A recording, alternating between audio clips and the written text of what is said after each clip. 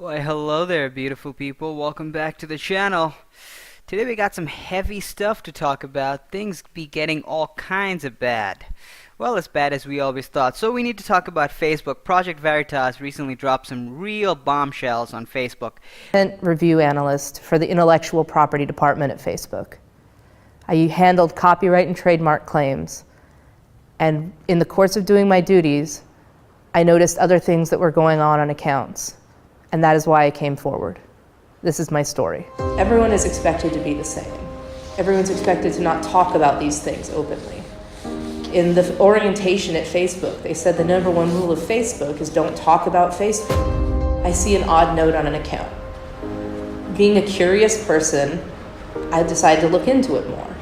Links to the full release documents will be down in the description below, and I would really urge you guys to read through it yourself because it's worse than I can possibly explain. So I'll just read to you guys certain parts of the document that kind of scared me.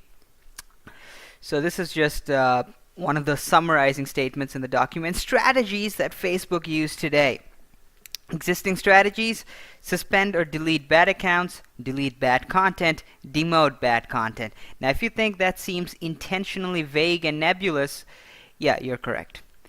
Facebook also has special features, we're going to discuss them in a little bit, that get triggered when raids are detected, when user uploads a comment or post with match based on the bad content appendix, and leading up to important elections. Facebook has certain features in place to keep elections in mind.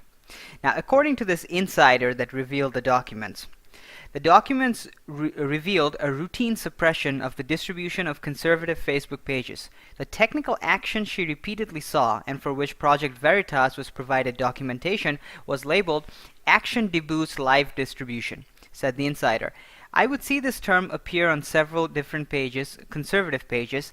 I first noticed it with an account that I can't remember, but I remember once I started looking at it, I also saw it on Mike Cernovich's page, saw it on Steven Crowder's page, as well as the Daily Caller's page. So just to recap what's going on, the engineers and programmers at Facebook. Now, before going into further detail, I do want to clarify, we don't know if this is coming top down. So we don't know if this is something that Mark Zuckerberg and the board of directors have decided, or if it is a certain branch of Facebook, like the engineers got together and they're like, you know what, this is what we're going to do.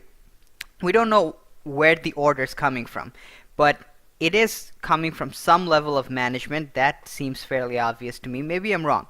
So these engineers got together and made a code essentially reducing traffic and exposure to conservative pages. Now, something that Project Veritas does not really clarify, or at least maybe I didn't fully understand it, it's not clarified whether they're talking about conservative commentators or pages that are deemed conservative based on the content they share. If it is the former, then it is bad. If it is the latter, then it's even worse, because then you can have businesses that are being targeted. A lot of businesses do rely on Facebook for their online revenue and traffic. Then you might have businesses that are being targeted for the wrong thing. So I would encourage you guys to read the document and see through yourself. I don't want to make any comments based on that latter part, but it is worrying as it is. And this is something that I found particularly hilarious and sad. Yes, their meme content is seriously bad. But let's examine troll behavior. More broadly, rather than just focus on content, trolls are involved in many destructive behaviors on Facebook, including raids, coordinated attack on groups, pages, and individuals. Don't you just love the language these people use? Coordinated attack. I'm pretty sure it basically includes a group of people making negative comments on ridiculous propaganda. But anyways, doxing and harassment, targeting specific individuals like Sophie LaBelle. I have absolutely no idea who she is. They link a Gizmodo article. People who don't know Gizmodo, that is the tech equivalent of Huffington Post and BuzzFeed. Total leftist trash. And also, I'm pretty sure they don't include the doxing and harassment of conservatives. I'm pretty sure that flies just by. False reporting of groups, pages, and individuals to Facebook ops. I don't think they do that if it is aimed at conservatives. Toxic meme creation. There's not enough brain cells in me to just figure out what that means. and templating of widespread dissemination to various Facebook groups and pages, black propaganda, and check this out, red-pilling normies to convert them to their worldview. This includes a particular YouTube video. So this is particularly dangerous content that Facebook is worried about. So the bottom line, Facebook is pretty much doing things that we all thought they did. The exact details and terminology we didn't know about, conservatives didn't know about, but if you use Facebook, if you are engaged with it from the user end of things, you pretty much knew this was happening. Now you have a little more idea about the programming and the exact management strategies that they pursue, but it's no mystery for you, for any of us.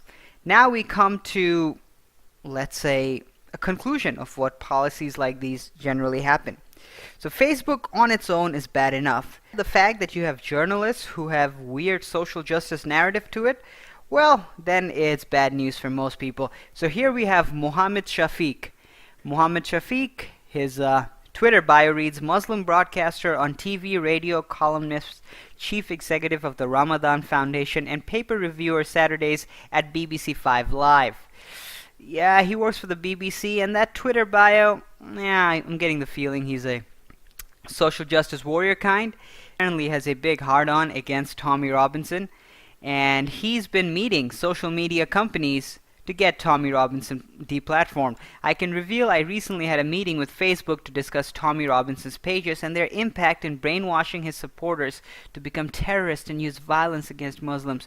A very good result, and I am proud of my role. You can sort of figure out what's going on.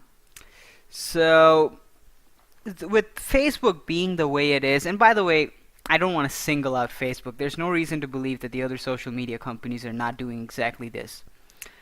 There is a coordinated effort within them to silence conservatives, and what really annoys me about conservatives pretty much all over the West is that because of the election of Donald Trump, because of Brexit, conservatives were like, well, social media companies were always leftist, but they couldn't successfully influence those elections. First of all, I don't know much about the internal operations of Brexit. I don't live in the United Kingdom. With the United States, though, they got pretty close. The Donnie won with the teeth of his skin.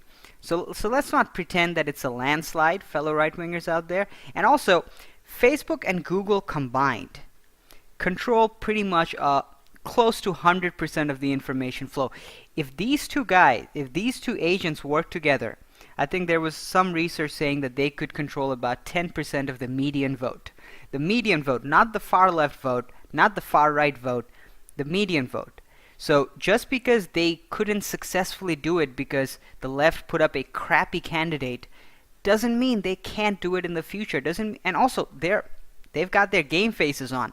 They're going to hit you twice as hard.